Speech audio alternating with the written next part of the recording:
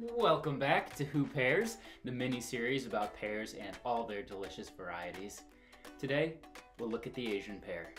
This isn't a very common one, at least not in the US. In fact, many people have been asking me which pear I would feature next, and when I tell them the Asian pear, I've been getting a lot of blank stares. In fairness, this pear has like a million names. It's grown in East Asia, and it can be called the Chinese pear, the Korean pear, the Japanese pear, the sand pear, the zodiac pear. I'm gonna call it the Asian pear because that's what the produce sticker says. Another name for this pear is the apple pear, and I actually think that's a pretty appropriate name. I mean, just look at this thing.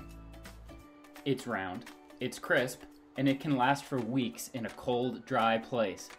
Just like an apple. Earlier this week, I was getting super irritated that this pear refused to soften. The waiting was just unbearable. And I was pulling my hair out, mulling over my pear doubt. But then I did some research and realized I would have been waiting forever. Asian pears, like apples, stay firm and retain their moisture. You sort of just have to taste them to see if they're ready.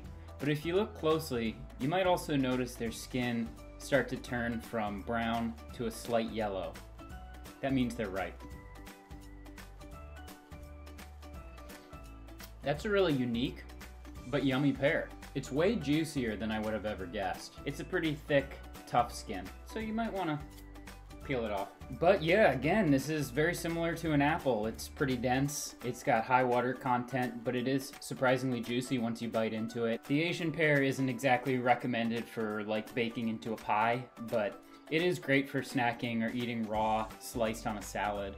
Give the Asian pear a shot if you're looking to branch out from your usual options. Thanks so much for joining me today on Who Pears. We'll see you next time.